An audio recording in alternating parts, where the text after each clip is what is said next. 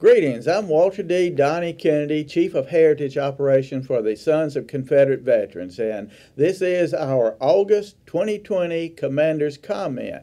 Now, if we'll get a scan in here, we'll see that the scenery has changed somewhat in our Commander's Comment because we have our brand new, out of the chute Commander-in-Chief just elected, Larry McCluney. Larry? Glad to have you with us. Thank you, Donnie. Appreciate it and glad to be here. Well, Larry, we know we've just had the election, obviously, because you've taken Paul Gramlin's seat now, and Paul is our past Commander-in-Chief now. So we've had a change in the General Executive Council. Can you tell us a little bit about it? Sure.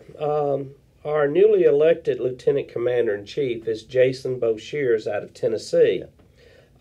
Chief of Staff, who was the former ATM commander, is Daryl Maples. For Adjutant-in-Chief, we have a newcomer on the GEC, that is Dan McCaskill out of Mississippi. Scott Hall will retain his duties as Judge Advocate-in-Chief, as well as Herman White, who will retain his position as Chaplain-in-Chief. Of course, we know our Chief of Heritage Operations, Donnie Kennedy, and our past commanders who will be on the GEC, of course, is Paul Gramling, Tom Strain, and Kelly Barrow. For the Army of Northern Virginia, the newly elected Army commander is Kevin Stone, a newcomer to the GEC.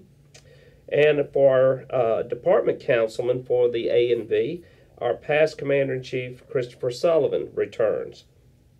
For the Army of Tennessee Department, Jimmy Hill is our new Army commander who was our past councilman.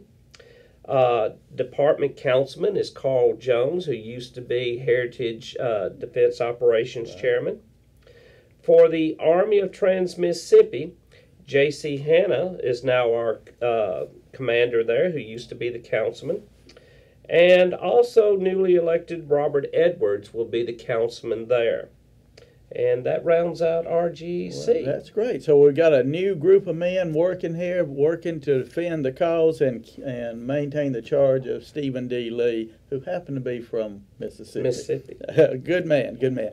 Well, a lot has been going on, Commander. I know a lot of people may have seen some news about some flyovers and Confederate flags being flown over NASCAR and things of that nature. We've generated a little bit of publicity here. First of all, we've had two giant Confederate flags flying over NASCAR with a trailer saying defund NASCAR, and another one we did recently, it's just said scv.org, but it had the giant battle flag. We've generated a lot of publicity. Can you tell us a little bit about what's going on there? Well, for one thing, it's really caught a lot of attention with a lot of people, especially those that go to NASCAR and so forth, and it seems like it's generating a lot of support for us as well. But the big thing is the after effects of these flyovers. Correct. It has actually drawn a lot of news and press agencies who's made comments and has come to us to ask us to make comments about what is taking place in this nation right now. And this is very positive on our part, because in the past we used to have to chase after the agencies. Absolutely. Now they're coming to us, asking us our opinions about things. And the important thing is that we're getting some positive information about not only the Sons of Confederate Veterans, but more importantly, the South, Southern Heritage, Southern History. Now, of course, you and I, we've been interviewed literally hundreds of times on radio, TV, and in the newsprint.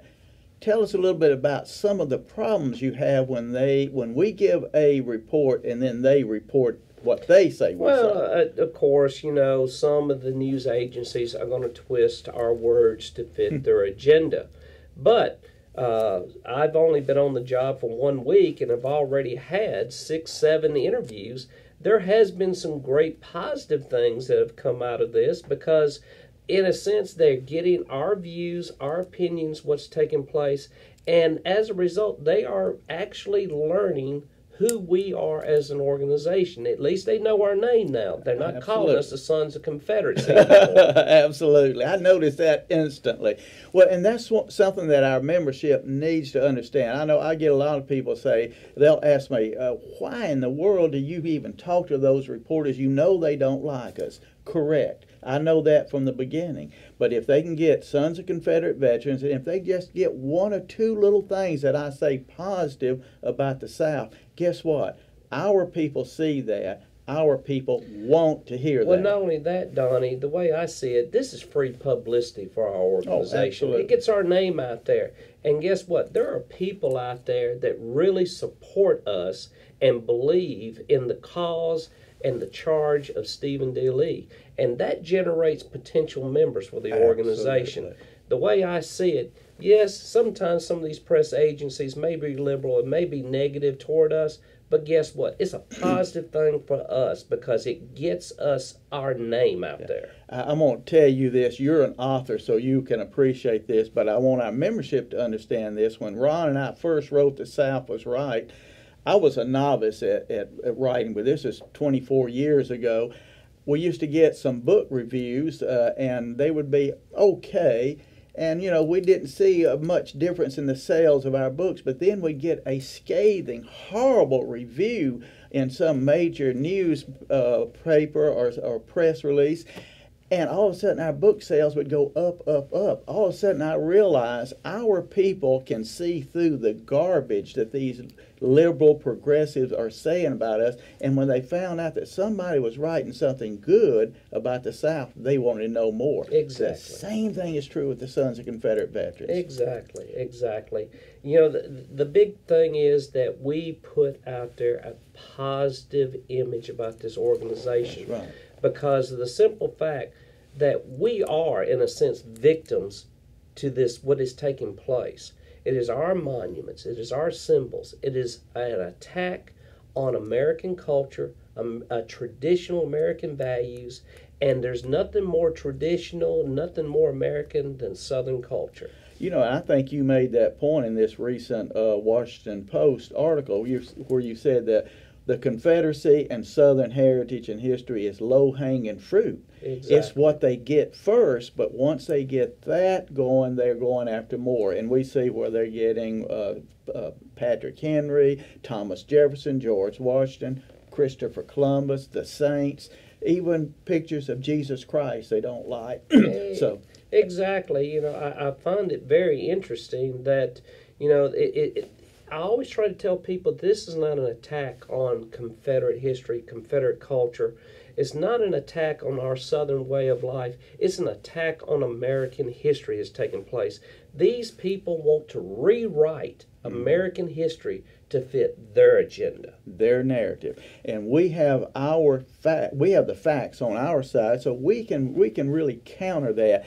But that reminds me of a survey that LSU did recently, and they showed that 70% of the people in Louisiana support Confederate heritage and Confederate history and Confederate monuments. The same thing was true in North Carolina. A university there did one. 60 to 65% of the people in North Carolina. Well, that brings me to a point in an interview that was done and it was a TV interview where the reporter said that over 51% of Americans oppose Confederate statues, Confederate history, and so forth of that nature.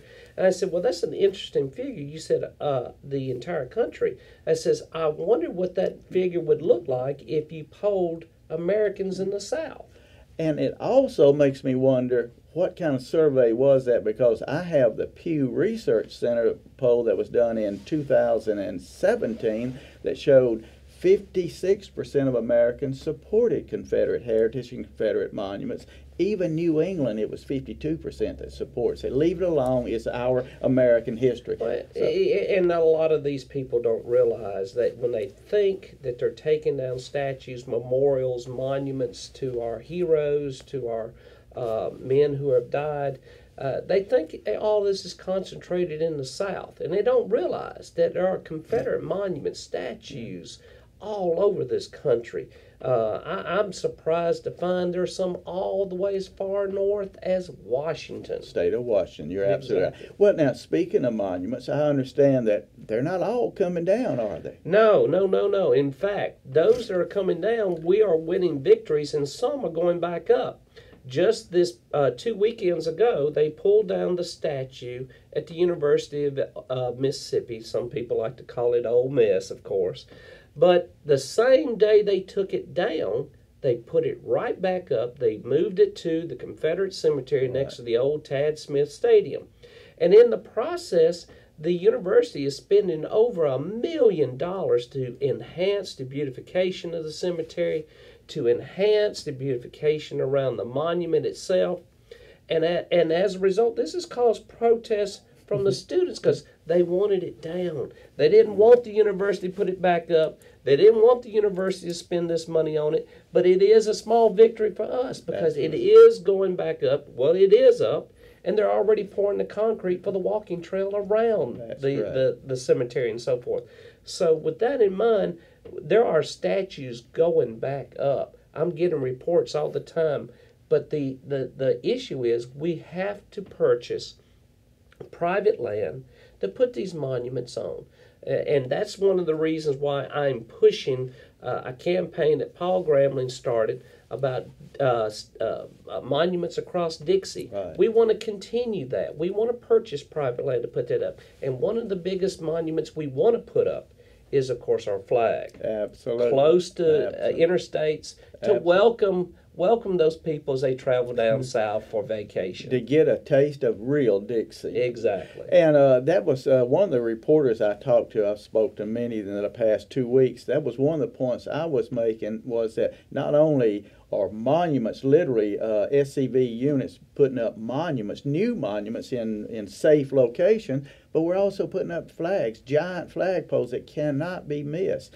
Now, it's one point that I want to make to our membership. They always remember, these monuments cannot talk.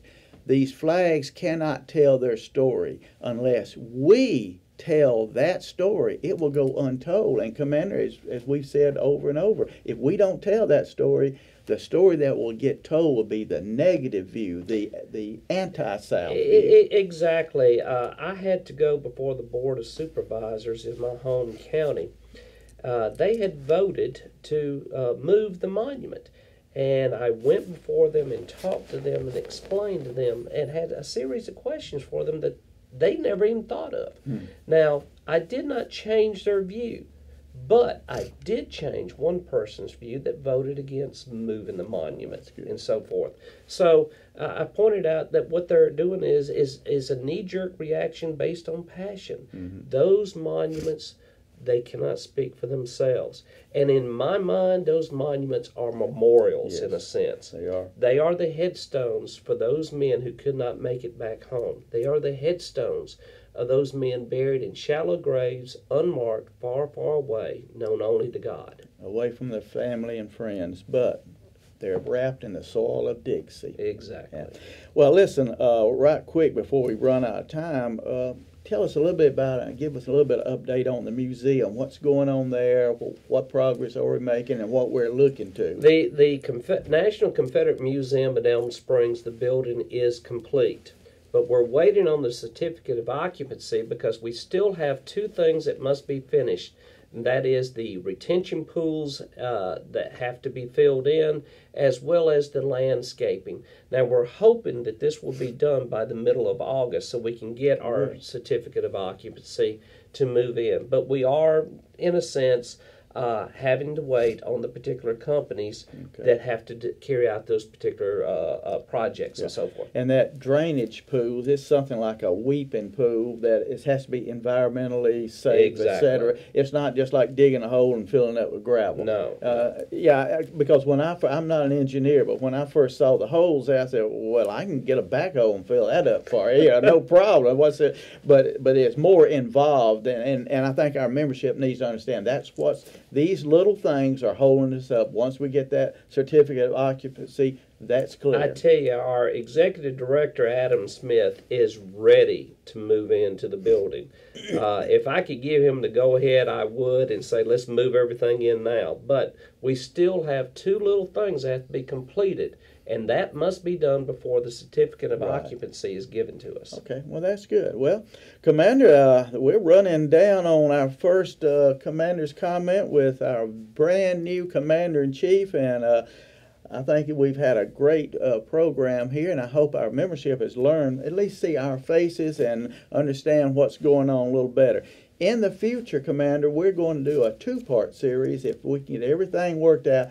With the second part of our Commander's comment, we'll look at some questions and answers from our membership so they can ask the Commander-in-Chief about this issue, that issue, and you can address that. How about that? I appreciate that, Donnie, Okay. and I look forward to it again. All right. Well, that being said, I will like to make one point. My annual Heritage Operations Report that was submitted to the convention will be online at Make Dixie Great Again in about a week. So if anyone wants to see the annual report, what we've done last year and really the last 2 years in this effort to take back the narrative and take our cause to the people of the South, you'll get a chance to look at my report there. Until then, Commander, it's been great being with you for the first time. Look forward to many more trips the next 2 years.